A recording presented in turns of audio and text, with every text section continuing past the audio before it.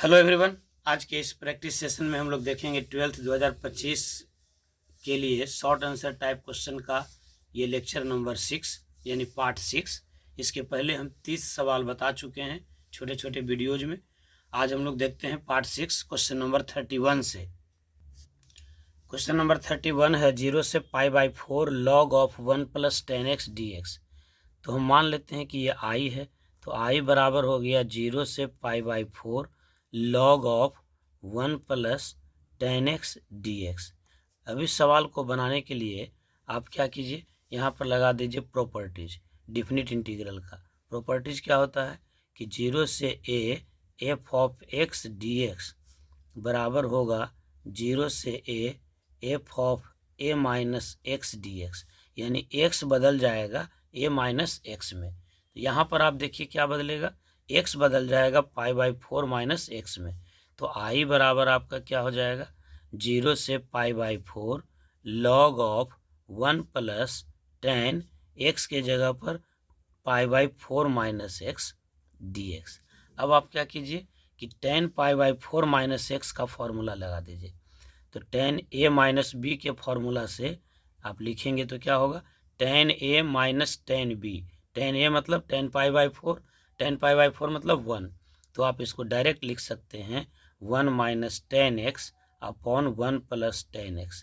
Exam में भी आप इस स्टेप को डायरेक्ट लगा सकते हैं क्योंकि ये स्टैंडर्ड फॉर्मूला माना जाता है। तो i बराबर होगा 0 से π/4 log ऑफ 1 + इस 10 π/4 माइनस एक्स के जगह पर क्या लिख देंगे 1 minus 10x divided by 1 + 10x into dx।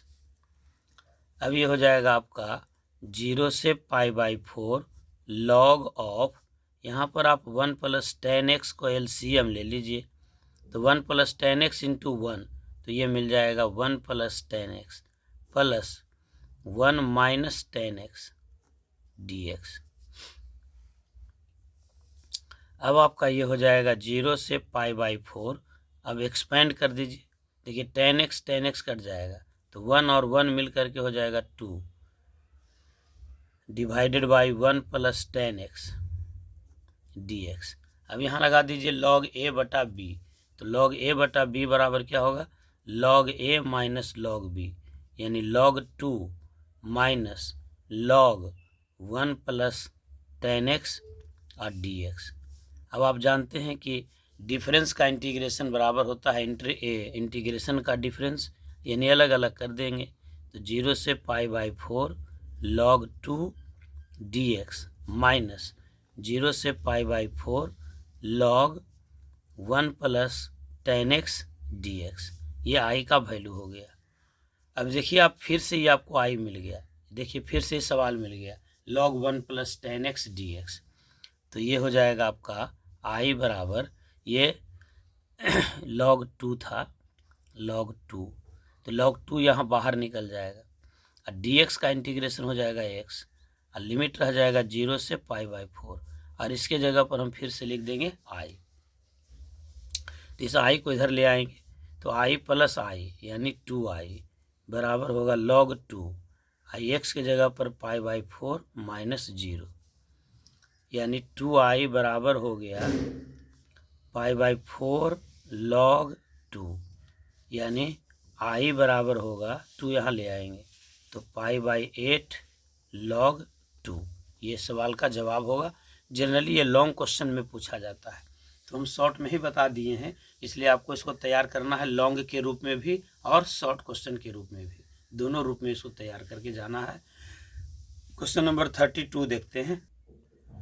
Question number 32 देखिए, यह है solve the differential equation dy/dx + 2 × y/x बराबर 1/x²। ये सवाल तो रहना ही रहना है, डिजिट चेंज कर दे अलग बात है, लेकिन लीनियर डिफरेंशियल इक्वेशन से सवाल पूछना ही पूछना है। तो आप इसको क्या लिख सकते हैं dy/dx + py बराबर q। py मतलब y का कोफिशिएंट हो गया p, तो y का कोफिशिएंट यहाँ कितना है 2/x, इसका मतलब p का वैल्यू हो गया 2/x और ये q हो गया 1/x²। तो dy/dx + py बराबर q के रूप में रहे तो ऐसे डिफरेंशियल इक्वेशन को कहते हैं लीनियर डिफरेंशियल इक्वेशन।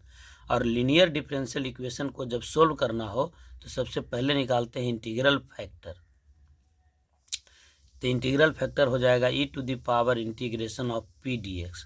आपको लाइन के नीचे लाइन लिखना है, तो e के power integration of 2/x dx, यानी e के पावर 2 बाहर निकालेंगे तो 1/x dx, यानी ये हो जाएगा e के पावर 2 इंटू 1/x का इंटीग्रेशन क्या होता है log x। अब यहाँ पर देखिए e का पावर यहाँ लगा दीजिए a log b, तो log b का पावर है, यानी जो गुना में रहता है वो log में पावर में चला जाता है, e के पावर log x स्क्वायर। अब e के पावर log x स्क्वायर है, यहाँ बेस e है, तो ये पूरा बात खत्म हो जाएगा, ये पूरा बात खाली क्या बच जाएगा आपका x स्क्वायर बच जाएगा। तो इंटीग्रल फैक्टर हो गया आपका x स्क्वायर। अब यहाँ से लेके चलेंगे कि solution of linear differential equation ये क्या होता है। तो इसके लिए फॉर्मूला आपको याद रखना होगा कि solution of linear differential equation होता है बाई गुना इंटीग्रल फैक्टर बराबर क्यू गुना इंटीग्रल फैक्टर का इंटीग्रेशन अब प्लस कांस्टेंट ऑफ इंटीग्रेशन। तो बाई आप बाई रहने दीजिए, इंटीग्रल फैक्टर क्या मिल गया आपको एक्स स्क्वायर, और क्यू क्या था आपका, क्यू था आपका 1/x square into integral factor x square का इंटीग्रेशन जोड़ सी। ये एक्स स्क्वायर से एक्स स्क्वायर कट जाएगा तो आपको मिल जाएगा बाई इंटू एक्स स्क्वायर बराबर इंटीग्रेशन ऑफ डी एक्स जोड़ सी। तो बाई इंटू एक्स स्क्वायर बराबर डी एक्स का इंटीग्रेशन हो गया एक्स जोड़ सी। तो बाई एक्स स्क्वायर बराबर एक्स प्लस सी, यही इस सवाल का जवाब हो गया। इस टाइप के सवाल का प्रैक्टिस आपको बहुत करके जाना है, क्योंकि आना ही आना है। तो आज के इस लेक्चर में जो भी सवाल है सब संभावित सवालों की श्रेणी में है, इसलिए इन सब पर रिस्क लेने की ज़रूरत नहीं है। 2, 3, 4 बार जब तक आप बनाएंगे नहीं तो ये सब फ्लुएंसी में नहीं आएगा। समय अभी भी अच्छा खासा है रिवाइज करने के लिए। चलिए अगले क्वेश्चन की ओर चलते हैं। क्वेश्चन नंबर 33 देखते हैं। क्वेश्चन नंबर 33 देखिए, जरा find the area of the smaller portion of the circle X square जोड़ वाई स्क्वायर बराबर 4 cut off by the line x plus Y बराबर 2। ध्यान दीजिएगा, ये हमको निकालना है स्मॉलर पोर्शन का एरिया सर्किल का जो कट कर रहा है लाइन से। तो पहले ये देख लीजिए कि एक्स स्क्वायर जोड़ वाई स्क्वायर बराबर 4 क्या है, एक ऐसा सर्किल है जिसका सेंटर है ओरिजिन और रेडियस है 2। और x प्लस वाई बराबर 2 क्या है, एक ऐसा स्ट्रेट लाइन है जो x एक्सिस पर इंटरसेप्ट काटता है 2 और y एक्सिस पर इंटरसेप्ट काटता है 2। तो पहले तो आप इसका ग्राफ बना लीजिए। मान लेते हैं कि यही आपका सर्किल है, ये सर्किल है, इसका मतलब ये पॉइंट होगा 2, 0, ये पॉइंट होगा 0, 2 और ये हो जाएगा -2, 0 और ये हो जाएगा 0, -2। और लाइन जो है ये x प्लस वाई बराबर 2 ये लाइन हो जाएगा। ये लाइन x प्लस वाई बराबर 2, x बराबर 0 रखिएगा तो बाई 2 और y बराबर 0 रखिएगा तो x बराबर 2। उतना करने की ज़रूरत नहीं है, आपको निकालना है स्मॉलर पोर्शन का एरिया। तो स्मॉलर पोर्शन आपका ये हो गया, ये देखिए ये। अब इस स्मॉलर पोर्शन का एरिया निकालने के लिए अगर थोड़ा सा ध्यान नहीं दीजिएगा तो लंबा कैलकुलेशन हो जाएगा। क्या करेंगे, पहले इस कर्व को इंटीग्रेट करेंगे, यानी सर्किल वाला कर्व को थोड़ा सा लंबा हो जाएगा और उसमें से घटा देंगे ये वाला लाइन वाला, इसको इंटीग्रेट करेंगे। लेकिन थोड़ा सा अगर दिमाग लगा दीजिएगा तो पूरा मार्क्स भी मिलेगा और थोड़ा समय भी बचेगा और गलती होने की कोई संभावना नहीं है। इस क्या दिमाग लगाएंगे भाई कि ये देखिए, ये जो पूरा एरिया है ये सर्किल का एरिया है फर्स्ट क्वाड्रेंट में, उसमें से इस ट्रायंगल के एरिया को माइनस कर दीजिए ऑब्जेक्टिव सवाल के लिए। लेकिन सब्जेक्टिव में बनाना है तो आपको ये क्वाड्रेंट वाला एरिया तो माइनस कर ही सकते हैं, यानी रिक्वायर्ड जो एरिया होगा वो सर्किल का एरिया होगा फर्स्ट क्वाड्रेंट में और उसमें से घटाएंगे ये एरिया। तो सर्किल का एरिया क्या होता है पाई आर स्क्वायर, तो पाई और रेडियस आपका कितना हो गया है 2, तो 2 का स्क्वायर कितना होगा 4। तो ये 4 पाई एरिया हो गया सर्किल का। लेकिन फर्स्ट क्वाड्रेंट में एरिया क्या हो जाएगा, तो 4 से डिवाइड कर देंगे और इसमें से घटा देंगे हम इस ट्रायंगल का एरिया। अब ट्रायंगल का एरिया 1/2 गुने आधार गुने ऊंचाई लगाइएगा तो नंबर नहीं देगा, ये ध्यान दीजिएगा। नए जो है थोड़ा सा बिना एक्सपीरियंस वाले टीचर का जो है वीडियो देख करके मार्क्स आपका कम सकता है। ये ऑब्जेक्टिव के लिए लागू हो सकता है कि एरिया आप ट्रायंगल लगा दीजिए 1/2 गुने आधार गुने ऊंचाई, लेकिन यहाँ आपको इंटीग्रेट करना होगा। कहाँ से कहाँ तक देखिए, 0 से लेके 2 तक, और इसको इंटीग्रेट करेंगे ये बाई dx। अब ये बाई निकालेंगे कैसे, तो लाइन के लिए दिया हुआ है x प्लस बाई बराबर 2, इसका मतलब बाई बराबर क्या हो जाएगा 2 माइनस एक्स। तो रिक्वायर्ड एरिया बराबर क्या हो जाएगा, ये 4 से 4 कट गया, पाई माइनस 0 से 2 माइनस एक्स dx, यानी एरिया बराबर हो जाएगा, ये था आपका पाई, तो पाई माइनस ये हो जाएगा, बड़ी ब्रैकेट लगा दीजिए, 0 से 2 dx माइनस 0 से 2 x dx। कैलकुलेशन एकदम ढंग से करते रहिए। अब ये आपका एरिया क्या हो जाएगा, पाई माइनस बड़ी ब्रैकेट रहने दीजिए, 2 बाहर निकाल दीजिए, dx का इंटीग्रेशन x 0 से 2 माइनस x का इंटीग्रेशन x स्क्वायर बाई 2 0 से लेके 2 तक। अब आप वैल्यू पुट कर दीजिए अच्छे से, यानी एरिया बराबर हो जाएगा पाई माइनस ये हो जाएगा 2 इंटू एक्स का वैल्यू 2 माइनस 0 माइनस ये हो जाएगा x के जगह पर 2, तो 2 दूनी 4 का 2 दूनी 4/2 यानी 2 और माइनस 0। तो एरिया बराबर क्या हो जाएगा आपका, पाई माइनस ये हो जाएगा 2 दूनी 4 और माइनस 2 यानी पाई माइनस 2, 4 में से 2 गया 2, तो फाइनल एरिया आपका मिल गया, एरिया बराबर पाई माइनस 2, और एरिया के लिए लिख देंगे स्क्वायर यूनिट। तो ये आपका सवाल बन गया, यहाँ पर आपको 2 नंबर पूरे मिल जाएंगे। क्वेश्चन नंबर 34 में चलते हैं। क्वेश्चन नंबर 34 देखिए, कह रहा है find the angle between the vectors a बराबर i प्लस जे माइनस के एंड वेक्टर b बराबर i माइनस जे प्लस के।